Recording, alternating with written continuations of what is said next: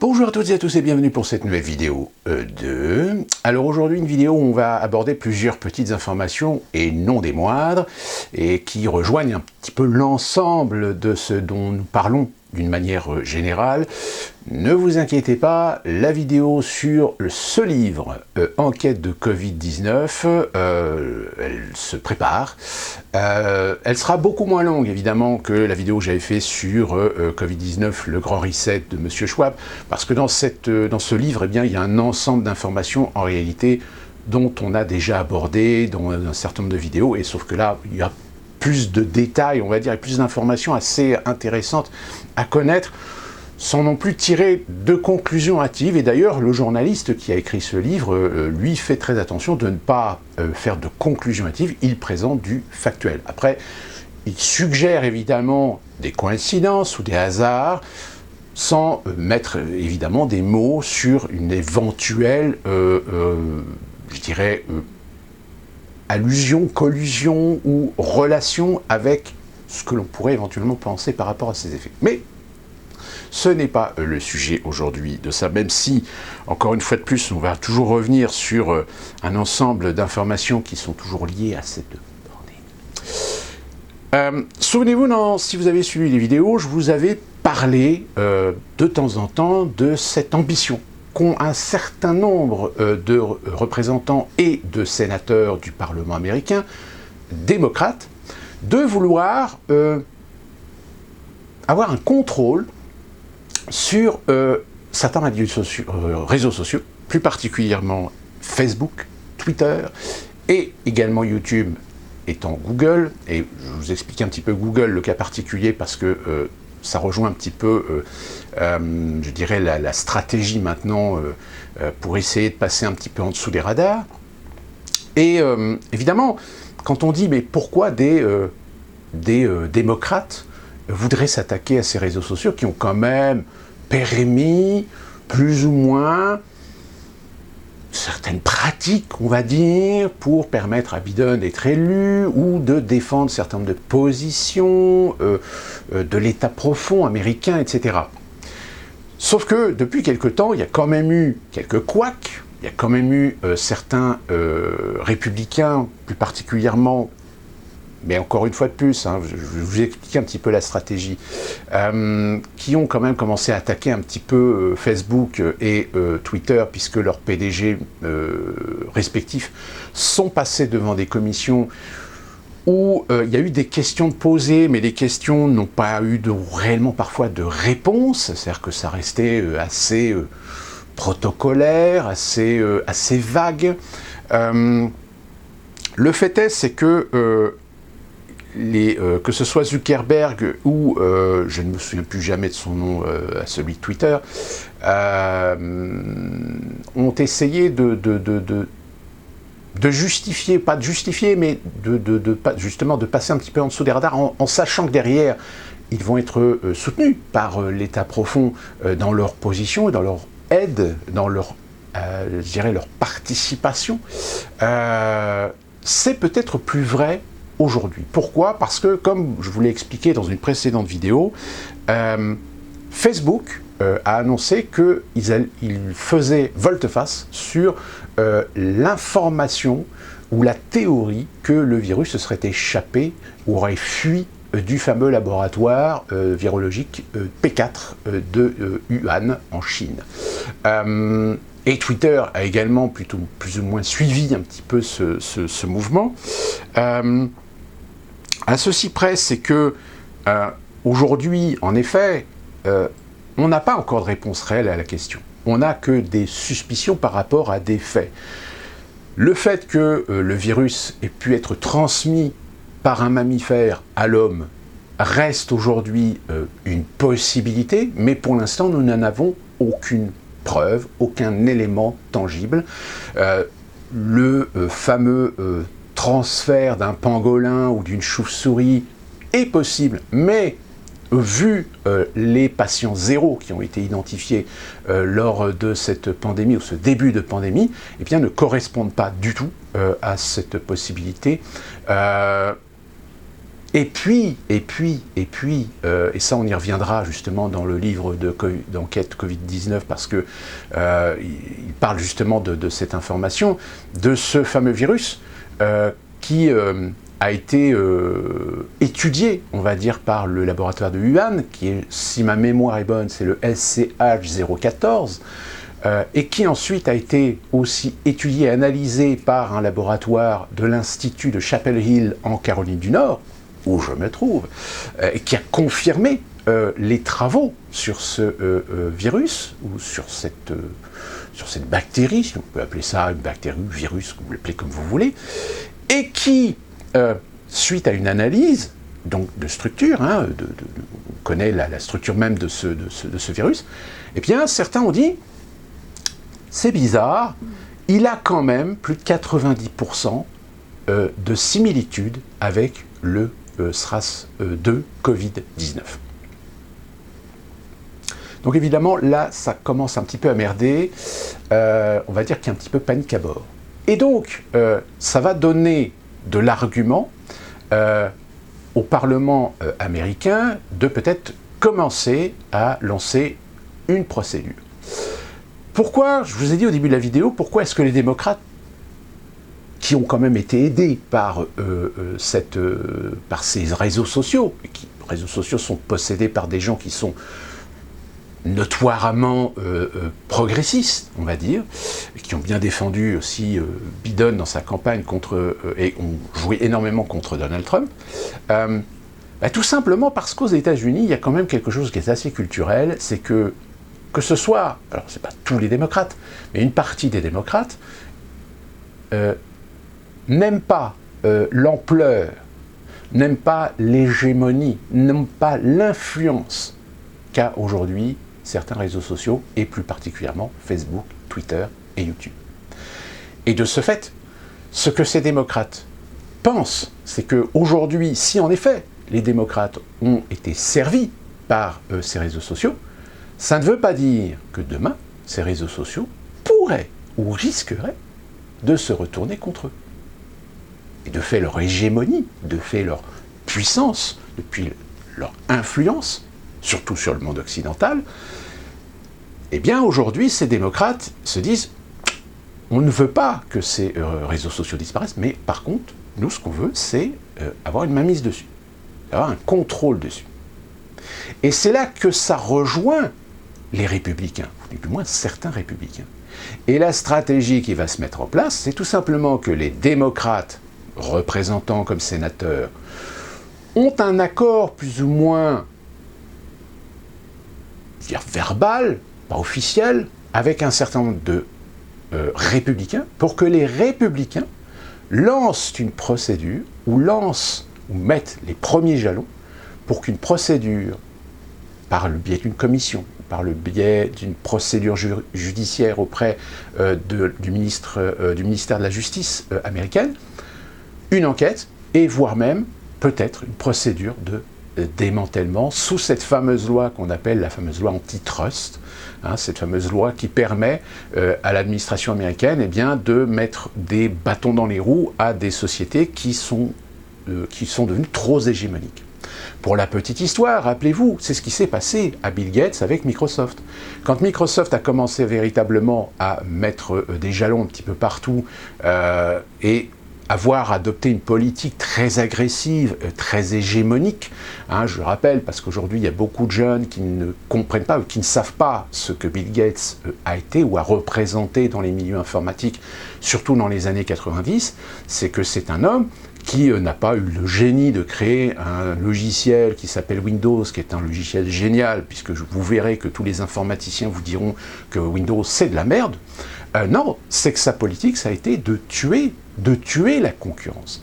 C'est-à-dire toutes les petites sociétés, toutes les startups pendant les années 90, pendant presque 10 ou 15 ans, qui ont créé ou qui ont réussi à imaginer des systèmes d'exploitation parfois plus performants que Windows, eh bien Bill Gates les a tout simplement tués. Alors il les a tués en quoi? Soit en les rachetant, principe des startups, vous créez un produit qui est génial, qui est mieux que celui qui est actuellement le meilleur ou leader sur le marché, eh bien celui qui est leader sur le marché, qu'est-ce qu'il fait? Eh bien soit il rachète la start-up, et ce que la start-up a créé, c'est enterré, on met ça dans un tiroir et on ferme le verrou à clé.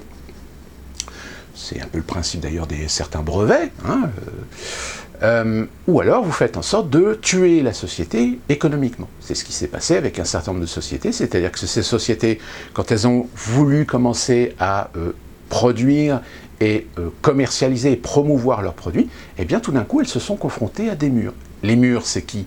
C'est les investisseurs, c'est les banques, c'est des sociétés de fabrication, c'est des sociétés de transformation de matières premières ou de création, etc. Là, je parle évidemment en matière de soft comme en matière de hard.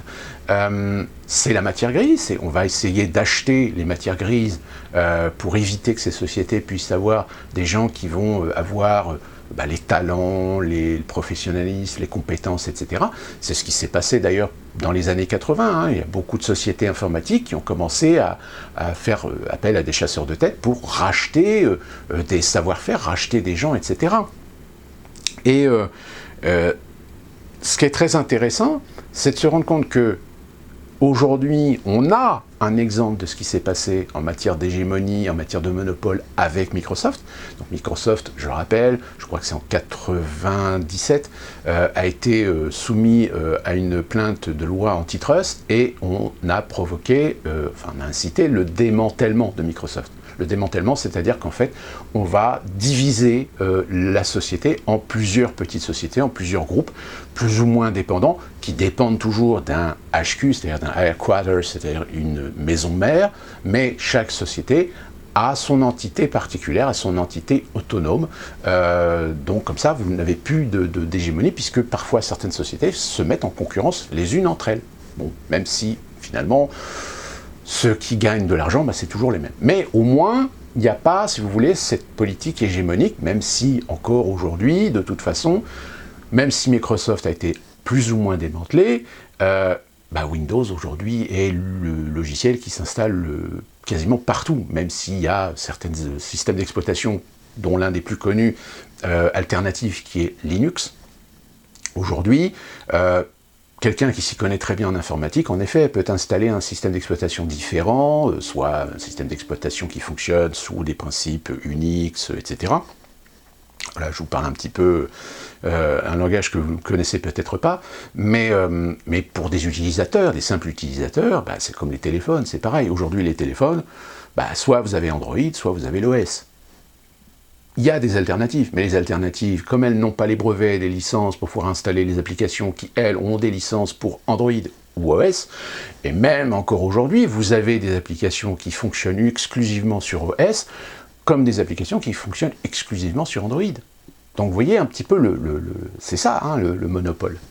Et ce que je voulais donc vous informer par rapport à cette situation, eh bien, on a récemment un communiqué officiel avec une conférence de presse qui a été organisée à Washington par Marsha Blackburn. Marsha Blackburn, qui est une sénatrice républicaine, la sénatrice du Tennessee, et qui a fait un communiqué officiel mettant en cause le rôle de Facebook, de Twitter et de YouTube dans une collusion d'information, plutôt de désinformation, voire même de censure, en accord, je dis bien en accord, et pas par la décision, mais en accord avec le docteur Fauci. C'est-à-dire que là, le docteur Fauci, on revient donc au fameux mail du docteur Fauci. Je vous rappelle, dans ma précédente vidéo, je vous ai mis le lien en mise à jour du PDF avec les 3460 et quelques mails de M. Fauci. Et donc, elle a fait un communiqué officiel. Donc, c'est un petit peu comme, je vous dirais, à la limite, le premier pas. Puisque là, c'est un premier pas, on fait un communiqué officiel, voilà ce que nous estimons que Facebook, Twitter et YouTube ont participé à une désinformation sur le fait qu'aujourd'hui, on est bien plus orienté sur une fuite du virus depuis le laboratoire de Wuhan. Et donc, par conséquent, il y a une responsabilité. Et une responsabilité encore plus, dans le sens où le docteur Fauci était informé. C'est-à-dire qu'il a été informé, soutenu et voire même a plus ou moins donné son accord à ces réseaux sociaux de participer à la réinformation. Donc qui dit participer à la réinformation veut dire en effet pratiquer de la censure. Donc là, on est quand même en face d'un premier pas. Alors, on va voir si ce communiqué,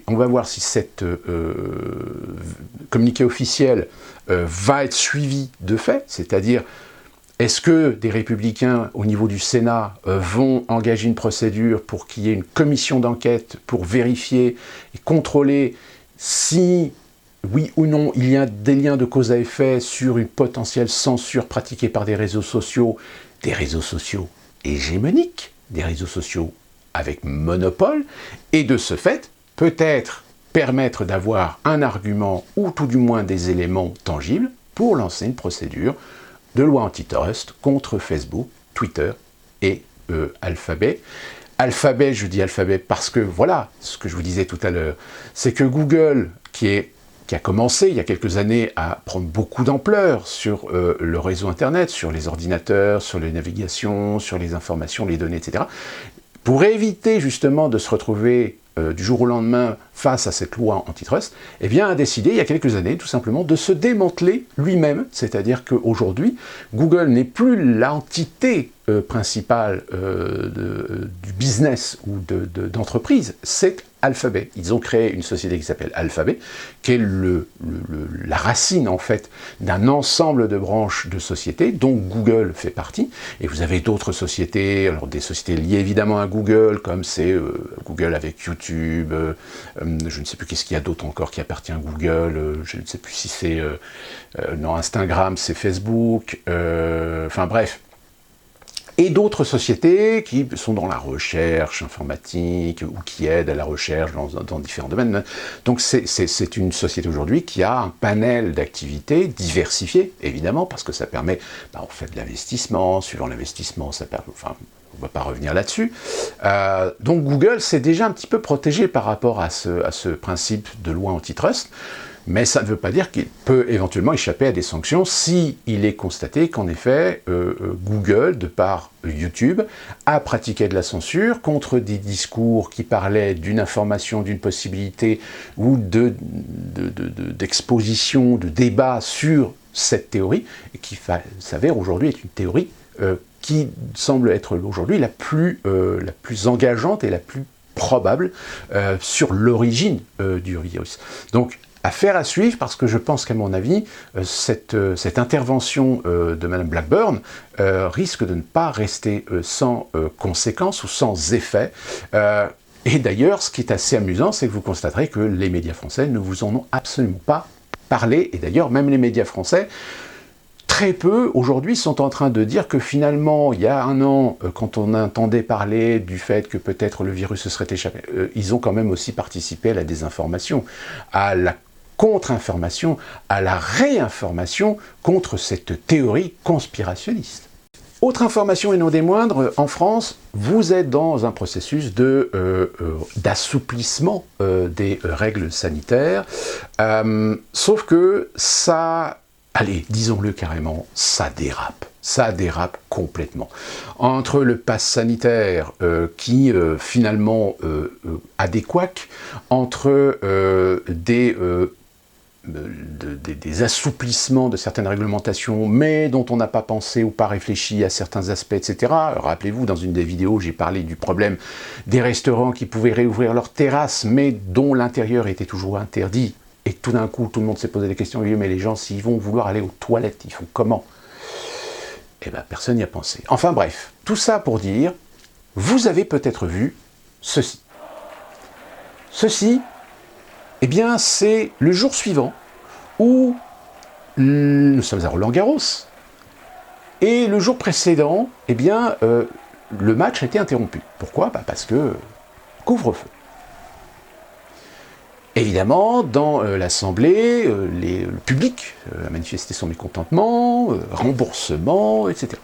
Et donc, le lendemain, eh bien, qu'est-ce qui s'est passé? Eh bien, exception les gens ont pu rester assister au match au-delà du temps qui était normalement autorisé. En revanche, au vu que maintenant vous avez un couvre-feu à 23h, eh bien, il y a parfois dans Paris certains jeunes qui se sont réunis pour fêter ça. Sauf que évidemment, ça a traîné. On a eu des rassemblements un peu partout, surtout dans Paris, aux Invalides, également sur le parterre des Tuileries. Les forces de l'ordre, évidemment, sont intervenues pour pousser, obliger les gens à partir et à rentrer chez eux. La plupart des vidéos, c'est assez comique parce que vous avez quoi, une dizaine de flics face à une centaine de jeunes qui, avec vous devez absolument pas être... les rassemblements de plus de 10 personnes sont interdits, blablabla et compagnie. En face, les jeunes, ils en ont rien à branler, vas-y, je fais la fête, etc. Alors évidemment, sur les réseaux sociaux, qu'est-ce qu'on a entendu? Eh bien, on a entendu tout simplement la logique des choses.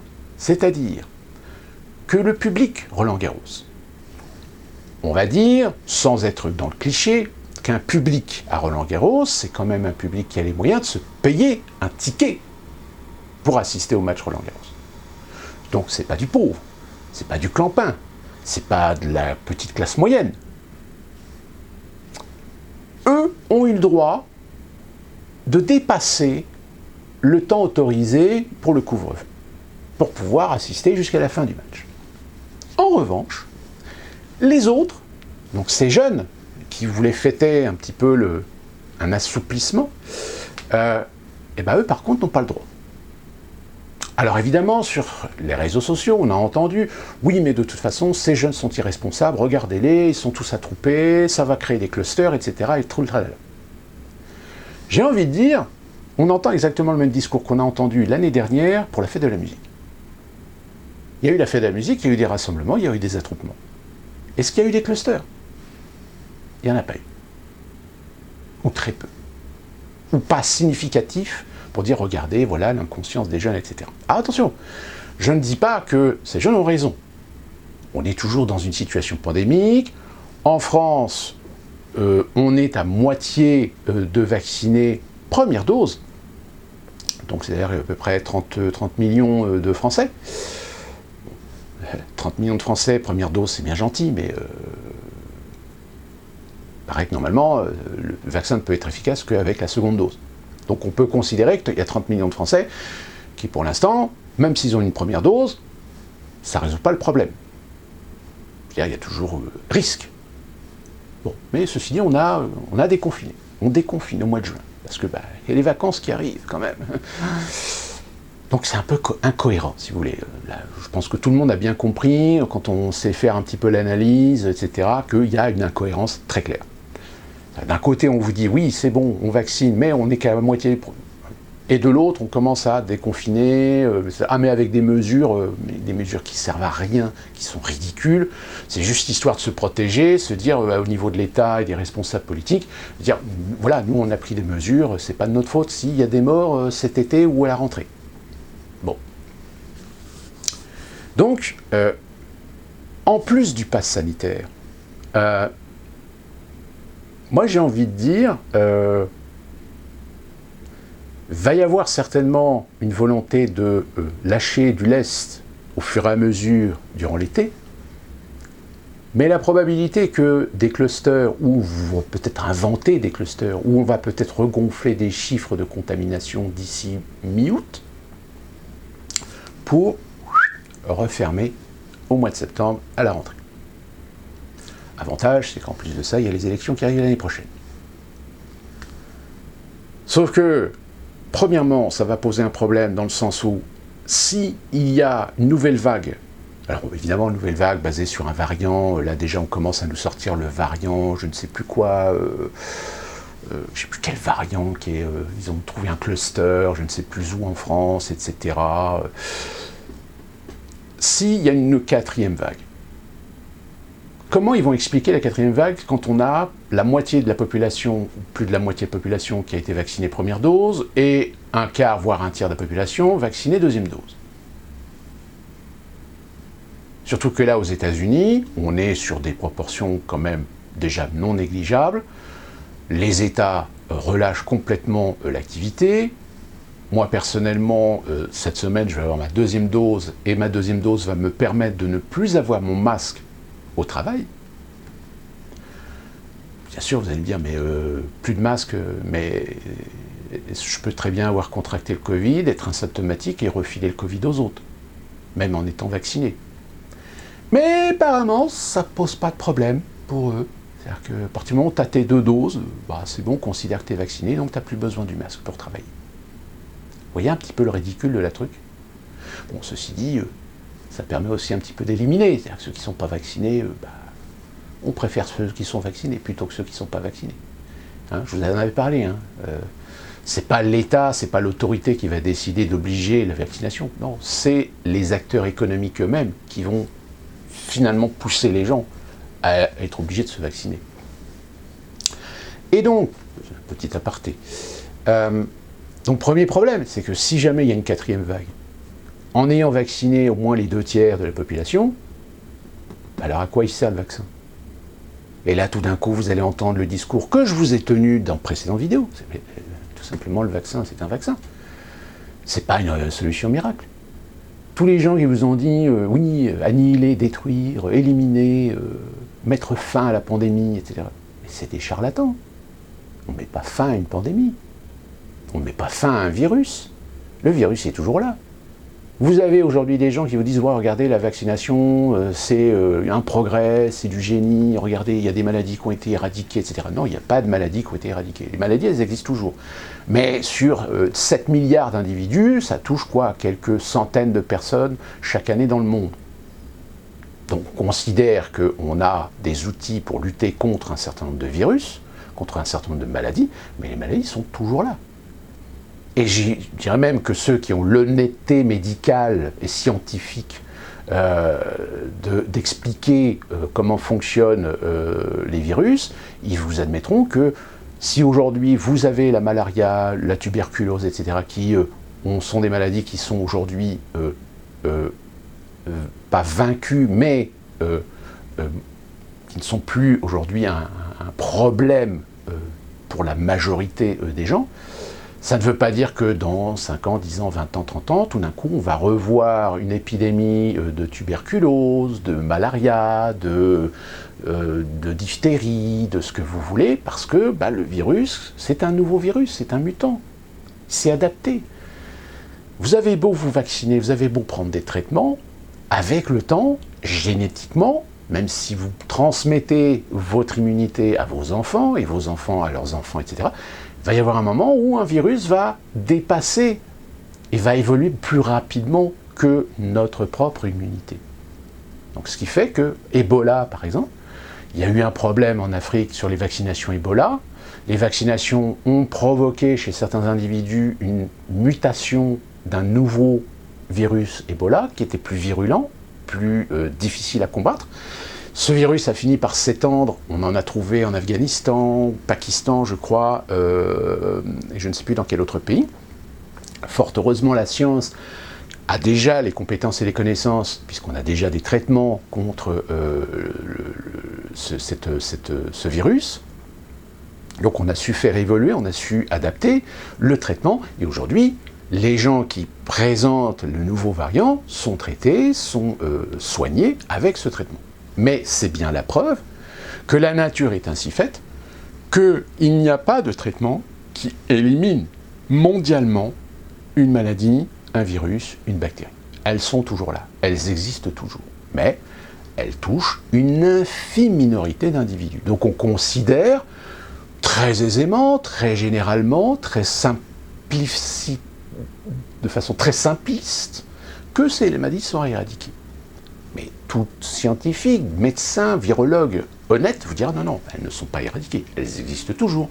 Mais nous savons les traiter, nous savons les maîtriser, et les personnes qui sont touchées dans le monde, chaque année, c'est une goutte d'eau dans la mer.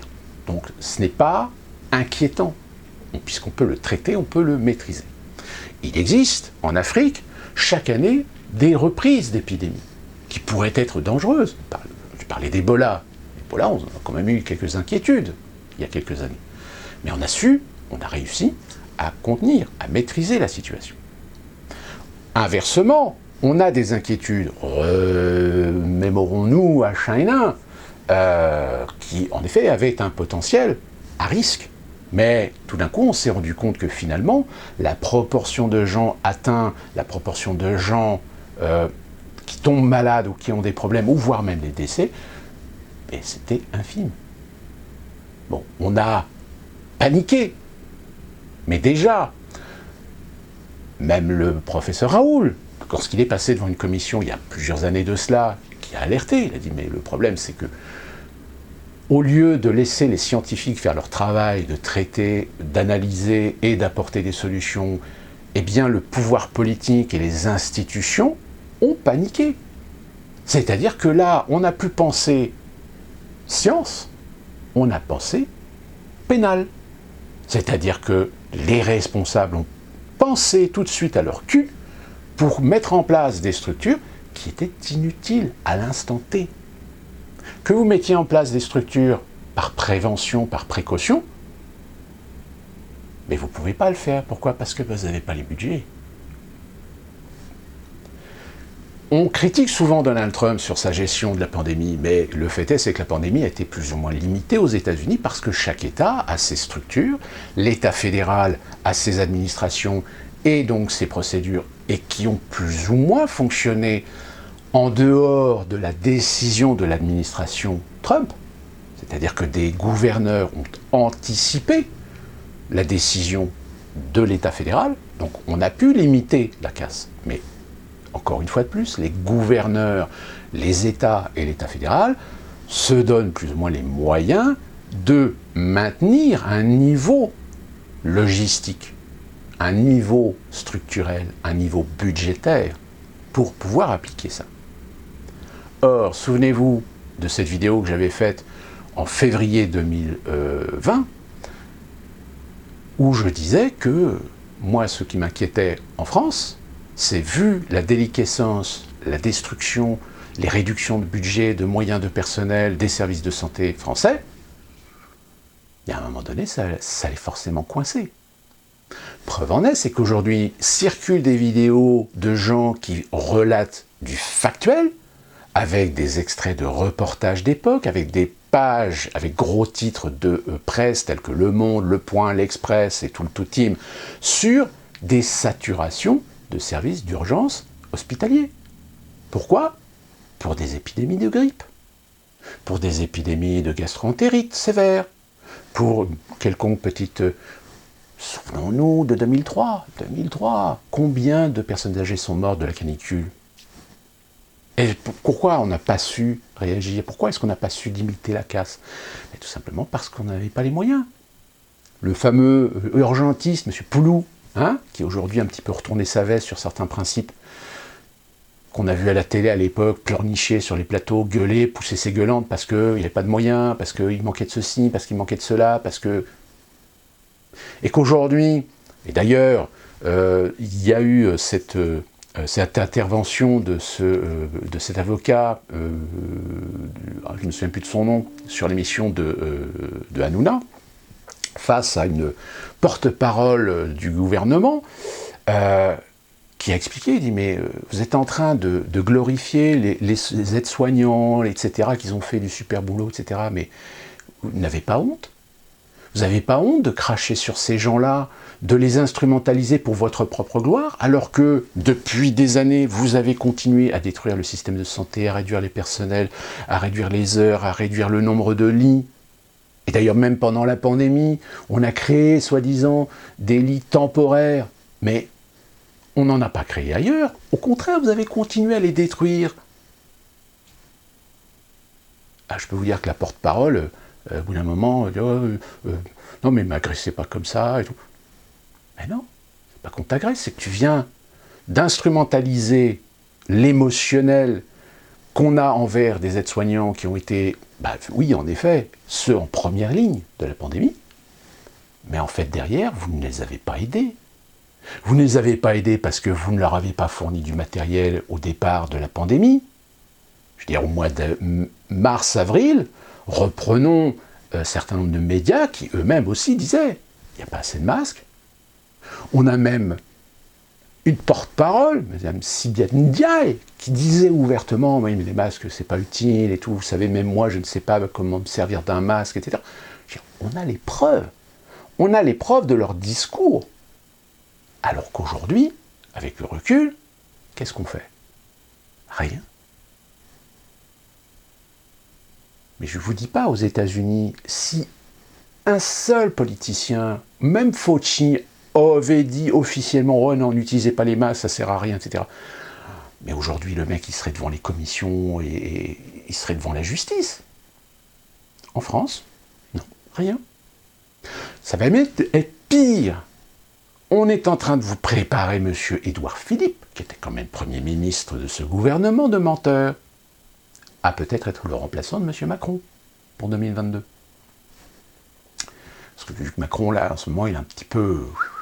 Hein, je vais y revenir après. Donc, j'ai envie de dire, quand on a une situation à tel point de déséquilibre, d'incohérence, d'anachronisme, hein, j'ai commencé en parlant de ce qui s'est passé à Roland-Garros, c'est-à-dire que on sauve le business de Roland-Garros en permettant aux gens de rester plus longtemps au-delà du couvre-feu, mais par contre les autres, non, vous rentrez chez vous. Là, ça pose un énorme problème démocratique. Pourquoi ceux qui ont payé un ticket à Roland-Garros ont-ils le droit de rester jusqu'à la fin d'un match, et pas les autres, dans la rue? Ça, c'est... Imaginez, à l'époque de De Gaulle, ça se serait produit, mais vous auriez toute la gauche qui serait tombée sur De Gaulle, sur ses épaules, sur son dos, pour dire dictateur, etc. Mais là, rien. Il y a un moment donné, moi je le dis, et je vais y revenir sur l'information suivante, faut pas s'étonner que le fameux discours qui consiste à dire la violence ne sert à rien, je suis désolé, mais chez certaines personnes, il y a un moment donné, quand on est un peu sanguin, quand on est un peu le sang chaud, je rappelle quand même les Français, on est plutôt roman, on est plutôt latin, sang chaud, même si c'est pas aussi flagrant que certains de nos voisins, il y a un moment où le discours qui consiste à dire « Ah, la violence, c'est pas bien, c'est barbare », ouais, mais le jour où tu te prends une baffe parce que tu t'es foutu de la gueule du mec, tu l'as humilié, t'as une chance sur deux que le mec qui est en face de toi, il a peut-être pas la même éloquence que toi, il a peut-être pas la même intelligence que toi, mais par contre, il a le point. Et enfin, je vais revenir sur la baffe, la gifle. Donc, l'auteur s'est pris, alors, 18 mois de prison, dont 14 en sursis. Donc ça veut dire qu'il va faire 4 ans ferme. Mandat de dépôt direct, c'est-à-dire que dès le verdict tombé, il était emmené en tôle. Il sortira certainement, peut-être au bout de 2 ans, sur une remise de peine. Mais quand même, en delà du sursis, il a pris 18 mois. 18 mois de prison pour une baffe. Alors en effet, une baffe sur un président de la République, une baffe sur un élu du peuple, une baffe sur le représentant de la République, le représentant de la démocratie. Bon, le problème, c'est que il y a d'autres présidents quand même qui se sont pris des baffes. Je rappellerai par exemple la baffe qu'a pris De Gaulle par une vieille dame, je crois qu'il était dans une église, d'ailleurs l'église de son lieu de villégiature qui était colombait les 2 églises, je crois. À l'époque, il n'était pas en service, il n'était pas aux affaires. Mais quand même, c'était De Gaulle. Je rappelle, Nicolas Sarkozy aussi. Je ne sais plus s'il s'est pris une baffe, mais il s'est pris un œuf, je crois. Manuel Valls. Manuel Valls aussi a failli s'en prendre une. Il l'a échappé, mais il s'est fait quand même prendre par le callback, un petit peu bousculé. Et évidemment, à chaque fois, on a toujours le même discours. Dire oui, c'est inadmissible, etc. C'est des représentants, on peut être d'accord, pas d'accord, ça ne justifie pas la violence.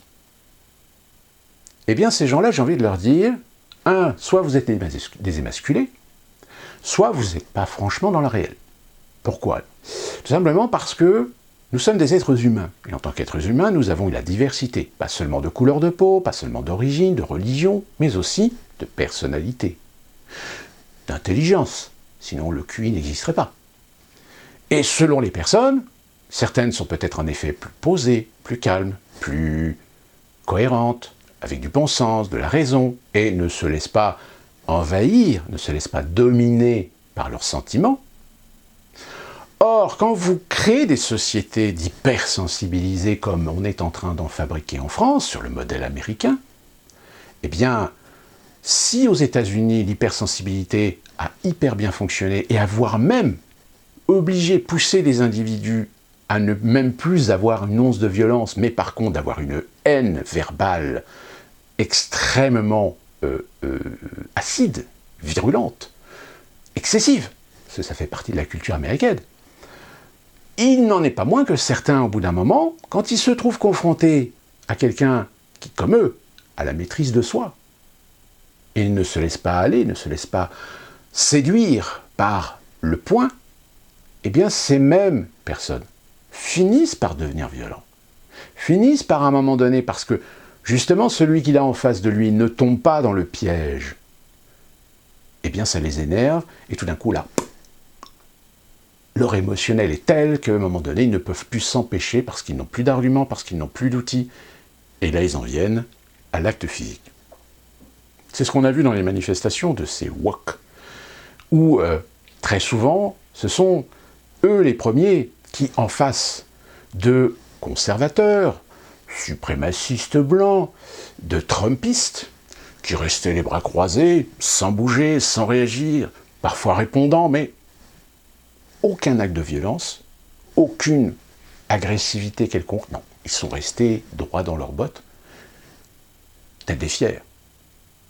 Eh bien, il est arrivé que des progressistes, voyant ça, voyant que ces gens ne réagissaient pas, on n'avait rien à foutre, eh bien, on finit par frapper, on finit par taper, on finit par avoir un acte de violence. Alors que, logiquement, ils sont les représentants de cette bien-pensance humaniste, pacifique, et pourtant, ce sont les premiers pacifiques qui sont les premiers, souvent, à faire preuve de violence. C'est un exemple. Je ne dis pas que chez les souverainistes, chez les suprémacistes blancs, chez les trumpistes, etc., il n'y a pas des violents. Il y en a. Comme partout. Mais j'ai envie de dire, quand aujourd'hui vous avez un Français qui file une baffe à un président de la République, au lieu de se poser la question, pourquoi un individu, qui plus est, avec un profil, parce que je vous dis franchement, il faut lire ses interventions pendant son procès, c'est pas quelqu'un d'idiot, c'est quelqu'un plutôt de cultivé, c'est quelqu'un qui maîtrise un très bon français, et qui en plus de ça affirme bien et assume bien son geste, le regrette, en a une conscience, mais il est très loin finalement du cliché, de la caricature qu'on voulait ou qu'on veut donner de lui comme étant un personnage d'extrême droite, comme son collègue d'ailleurs, hein, son collègue la perquisition, on a trouvé Mein Kampf. Ah, ça y est, Mein Kampf, etc. Ouais, sauf qu'ils ont trouvé aussi un drapeau soviétique. Oui, vous allez me dire le lien soviétique, dictature, etc. Donc le lien est fait. Oui, sauf que soviétique, c'est quand même c'est une dictature communiste, de gauche. Hein donc, pour revenir à cette condamnation, ça rejoint un petit peu d'ailleurs ce qui est arrivé à Tétinger, ou Étinger. Vous savez, ce monsieur qui, lors d'une manifestation Gilets jaunes, je crois que c'était sur le pont des Arts à Paris, a décollé 3 patates sur le bouclier d'un CRS, et qui s'est pris 9 mois de prison, ferme. Quand vous voyez aujourd'hui que vous avez des individus qui commettent des délits plus graves, qui laissent parfois des séquelles, des traces, qui parfois laissent des gens un petit peu sur le carreau, avec des ITT, sans parler des problèmes psychologiques, parce que vous avez des gens pas forcément très préparés à cette violence, mais d'une violence très, très grave, très barbare, on va dire. eh ben, on se rend compte que c'est des individus, où là, c'est factuel, hein, je veux dire, il n'y a pas, oui, mais peut-être que machin, là. Non, non, c'était gratuit, hein, même violence gratuite. Eh ben, on les retrouve dans la rue, parfois multirécidivistes, des illégaux, des gens avec des problèmes psychologiques, des personnes réputées comme étant des radicaux, tous les sens, hein, aussi bien droite, gauche, religieux, peu importe, hein. Moi je mets tout le monde dans le même panier. Et qu'un mec qui fout une gifle à un président, on lui fout 18 mois de prison. Pour une gifle. Vous imaginez que si on devait choper tous les Français qui foutent des gifles et qu'on mettait tout ça en prison, mais la France serait alors une prison énorme.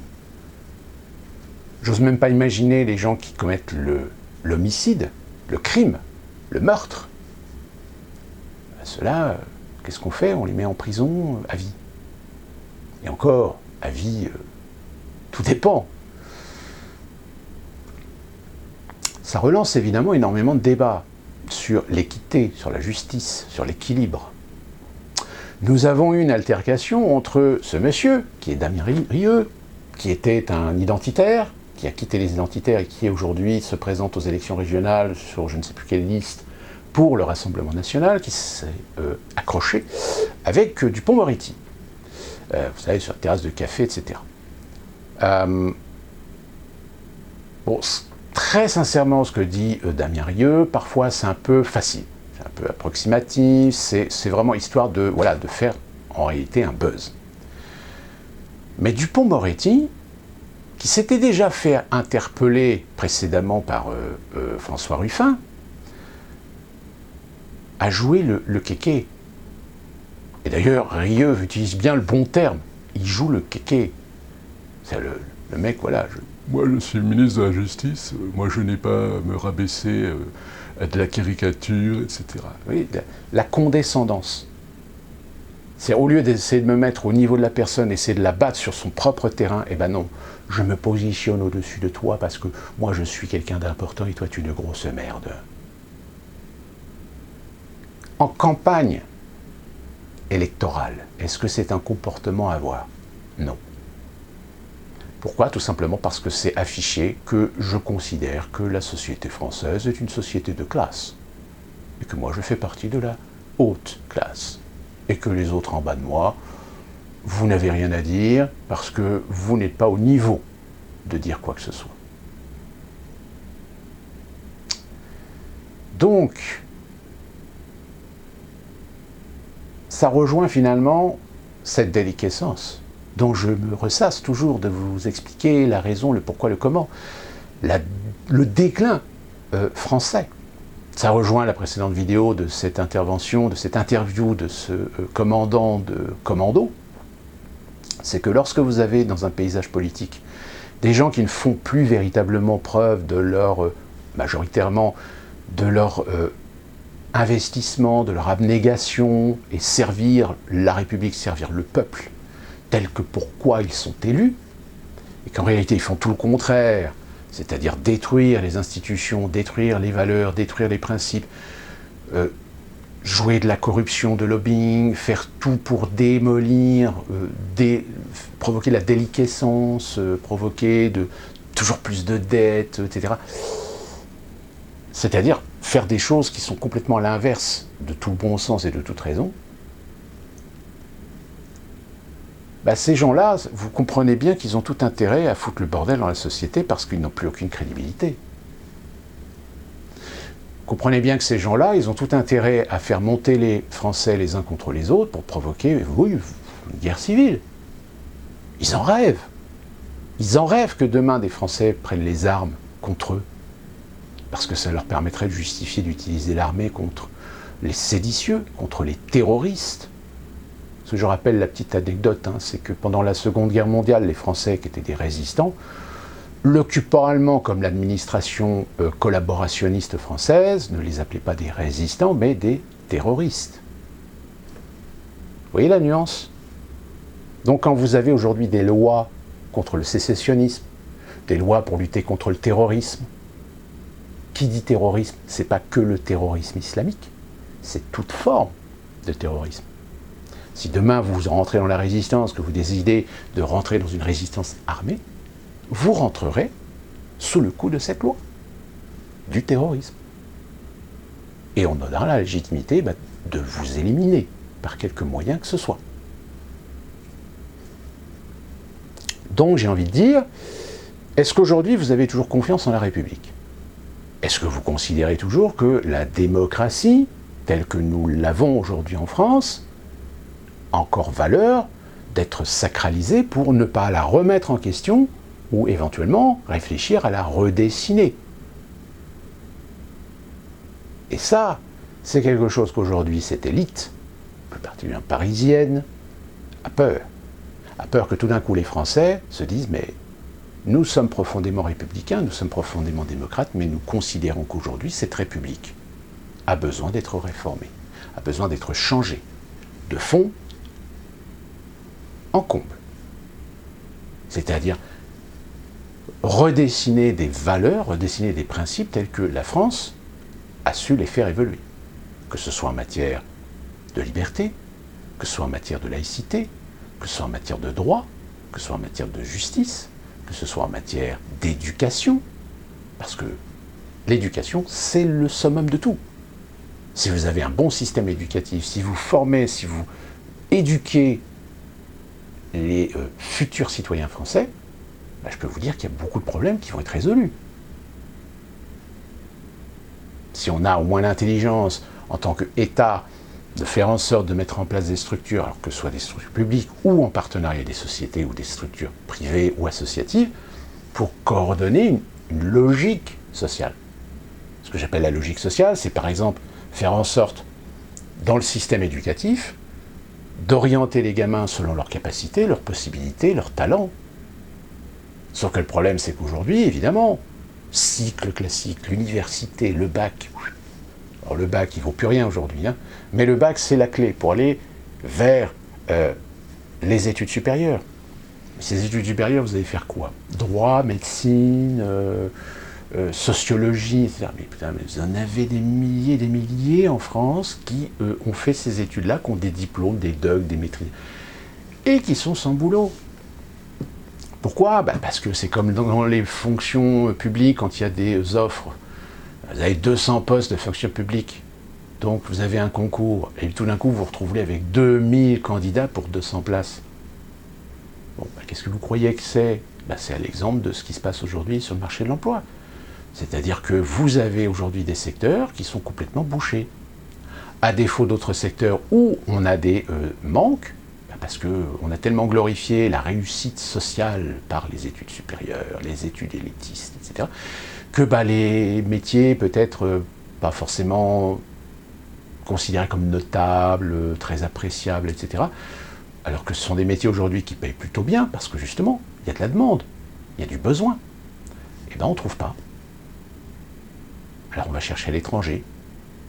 Sauf que l'étranger, parfois, il n'a pas forcément les mêmes valeurs, les mêmes principes de qualité, de service que ce qu'on peut enseigner en France. C'est exactement la même chose aux États-Unis. Hein. Je veux dire, aujourd'hui aux États-Unis, quand vous voulez faire un travail ou un travaux particulier chez vous, dans votre maison, mais vous en avez des tas de sociétés qui peuvent vous faire ça. Vous avez beaucoup de sociétés hispaniques, par exemple. Sauf que vous n'êtes pas garanti du résultat. Je vous donne juste une anecdote. J'ai un ami qui s'est fait refaire il y a 2 ans toute sa véranda et sa terrasse en porche en bois, si vous voulez, en charpente, etc. Il avait tout fait refaire. Là, il va être obligé de tout faire refaire parce que ça a été mal fait. Parce que les composants n'ont pas été traités, parce que ça a été c'était branque-ballant. Les portes tombaient, il a les lamelles de son toit, du plafond intérieur de sa véranda qui, avec le soleil, les températures, etc., ont tellement joué qu'elle se plie et elle tombe. Donc ça veut dire que là, les matériaux qui ont été utilisés ne sont pas des matériaux de bonne qualité. Donc il est obligé de tout refaire. Sauf que là, il va faire refaire quelque chose qu'il a. Donc alors évidemment, il a fait un recours, il a déposé plainte contre la société parce que clairement la société a utilisé des matériaux qui n'étaient pas du tout les matériaux qu'ils auraient dû utiliser en temps normal. Mais là, il va être obligé de faire en faire jouer l'assurance pour faire refaire tout l'ensemble, etc. Mais par une société qui est une chaîne, qui est une grande société avec plusieurs entités, que ce soit une chaîne au niveau de l'État ou même nationale à l'échelle des États-Unis. Mais voilà, si vous ne les payez pas cher, oui, vous allez trouver, mais c'est pas certain que le travail sera bien fait. Je vous raconte une petite anecdote personnelle. Nous avions voulu, par exemple, changer notre air conditionné. Nous avons fait appel à une petite société locale, qui avait l'air pas cher, etc. La société nous dit « Ah oui, mais non, mais là, il va falloir pour votre maison que vous mettiez un air conditionné plus puissant, mais le problème, c'est pour que ça soit plus puissant, etc., il faut une alimentation plus puissante. Or là, votre tableau électrique, il va falloir le changer, parce qu'il... » C'est-à-dire que là, on se retrouve tout d'un coup à se dire, mais donc on fait venir électricien, pareil, ah oui, non, voilà, votre tableau, il faut tout changer, etc. On s'est dit, bon, d'accord, on laisse tomber. Parce que là, la facture... Et là, il se trouve que par contact, relation, etc., nous avons fait intervenir une société qui est une grosse société à l'échelle de l'État de Caroline du Nord, qui est une grosse société, bonne réputation, la société qui est capable de se faire des campagnes publicitaires à la télé, pour vous dire. Donc c'est que, voilà, c'est une grosse structure. Eh bien, figurez-vous que cette société nous a dit, mais non, finalement, votre aircon, on peut vous le changer, on va même vous mettre une air conditionnée moins puissante, puisque maintenant, il y a des normes écologiques. Donc les normes écologiques obligent maintenant d'installer des air conditionnés consomme moins d'énergie. Donc votre installation, pas de problème, on peut très bien tout changer. C'est-à-dire qu'on est passé par une grosse société qui finalement nous a fait des travaux pour 3 fois moins cher que ce que les autres petites sociétés qu'on croyait moins cher voulaient nous facturer. Et ça, c'est malheureusement ce qui est en train de se passer aux États-Unis. C'est-à-dire que, avec l'inflation qui va arriver, vous allez avoir des tas de petites sociétés qui vont faire des forcings pour nous vendre tout et n'importe quoi, même des trucs dont on n'a pas besoin. En revanche, les grosses structures, elles vont avoir plus de reins solides financièrement, au niveau stratégie, au niveau logistique, au niveau, etc. Et qui, elles, vont pouvoir éventuellement, c'est pas toutes, hein, c'est des franchisés, hein, vous faire quand même un boulot correct. Et c'est ce qui va se passer en France. C'est-à-dire que les petits artisans, même les artisans qui ont de la qualité de travail, etc., aujourd'hui, ils sont saturés. Pourquoi? Parce qu'ils font du bon boulot. Parce que des fois, ils sont pas forcément très très chers. Mais vous en avez des tas en France qui sont des petits artisans, mais qui même des fois refusent des chantiers, refusent des contrats, parce qu'ils n'ont pas le temps. Alors on dit, ils ont qu'à embaucher. Mais ils ne peuvent pas embaucher. Ils ne gagnent pas suffisamment d'argent par leur activité pour avoir le luxe de payer ou de créer un emploi. Ils n'ont pas les moyens là, de payer l'URSSAF, l'assurance, les charges patronales, etc. Donc il ne reste plus que des petites sociétés où là, par contre, en effet, ils ont des employés, mais des employés qui payent au bas de l'échelle, souvent des mecs qui sont soit issus de l'immigration, ou des mecs qui viennent de l'Est, etc. Alors c'est la loterie, hein. Vous pouvez tomber sur quelqu'un qui en effet va faire du bon boulot, comme vous pouvez tomber sur des nœuds qui vont vous faire de la merde. De la merde que vous ne verrez pas parce que vous n'avez pas les compétences, les connaissances, vous n'êtes pas expert, vous n'êtes pas observateur, etc. Sauf que peut-être dans 2 ans, dans 1 an, dans 6 mois, tout d'un coup, vous allez dire mais pourquoi ça ne marche pas? Pourquoi j'ai une fuite? Pourquoi là j'ai du jour? Pourquoi là j'ai de l'air? Pourquoi le machin il tombe en panne, etc. Tout simplement parce que le boulot n'a pas été fait correctement. Donc vous voyez, tout ça, ça rentre en ligne de compte sur cette problématique qu'il y a aujourd'hui, de cette à la fois injustice, de cette à la fois dénigrement, de cette à la fois destruction de la qualité, destruction du bon sens, de la raison, on va dire, au profit toujours des mêmes, c'est-à-dire d'une petite infime minorité qui veulent tout simplement asservir l'ensemble. On va servir l'ensemble pour plein de choses, hein. D'ailleurs, on me pose souvent la question, on me dit, mais quand vous dites le 1%, mais le 1% c'est qui? Ben, le 1% c'est les banques. Et encore, les banques sont des acteurs. Je me souviens d'ailleurs d'une personne, j'avais dit, mais vous savez, Bill Gates, c'est pas un puissant, Bill Gates. Bill Gates, c'est un acteur. Bill Gates, c'est un outil. Au-dessus de lui, il y a d'autres gens qui se servent de lui. Aujourd'hui, ceux qui ont véritablement le pouvoir, ces gens-là, vous ne les connaissez pas. Ces gens-là, vous n'en entendez jamais parler. Très souvent, on me dit, mais c'est qui? Dis des noms. Ben, les noms, vous les connaissez comme moi. Rothschild, Rockefeller, plus un certain nombre de grandes familles issues de la monarchie européenne. Regardez hein, les ensembles des, pas dire des sectes, mais des groupes de réflexion, des think tanks, Bilderberg, etc. Qu'est-ce que vous trouvez toujours dans ces endroits-là? Il y a toujours des gens du Gotha européen. Ce sont des gens influents. Il ne faut pas croire que l'Europe est constituée maintenant de démocratie. La démocratie, c'est un système pour des pays. Mais les pouvoirs ils ne sont pas entre les gouvernements, les présidents, qui eux utilisent au mieux la Constitution, les institutions, les régimes, etc. Mais ceux qui aujourd'hui détiennent le pouvoir, c'est ceux qui ont l'argent, et ceux qui ont l'argent, ce sont les banques. Et en général, les banques, qui ont créé les banques? Qui sont à la tête des banques? Si ce n'est des gens qui ont réussi à exploiter, à un moment T, surtout au XIXe siècle, à créer, construire des empires, mais ils n'auraient jamais construit ces empires s'ils n'avaient pas eu les soutiens de qui? De la noblesse européenne. Donc, prochaine fois, quand quelqu'un vous dit « oui, mais parlez des 1%, mais c'est qui les 1%? » C'est les grands noms des banques, des grandes banques, JP Morgan, Goldman Sachs, etc. Ce sont les sociétés d'investissement, BlackRock, Vanguard, Slate, je ne sais plus, Slategate ou quelque chose comme ça, ou Get States. Mais quand vous allez fouiller dans ces organismes, qui détient des actions, qui détient... vous retrouvez toujours pratiquement les mêmes personnes, ou tout du moins les personnes des mêmes origines.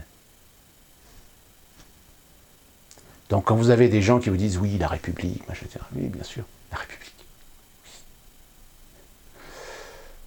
On a fait une révolution, et il faut bien comprendre une chose, et là c'est une opinion personnelle. Vous avez au sein de l'Europe des grandes familles de nobles, issus de la noblesse, issus des monarchies, qui n'ont jamais digéré que la France ait coupé la tête à un roi. Sur ce, à méditer. Et on se retrouve, nous, très prochainement pour une nouvelle vidéo. Et d'ici là, évidemment, comme d'habitude, portez-vous bien.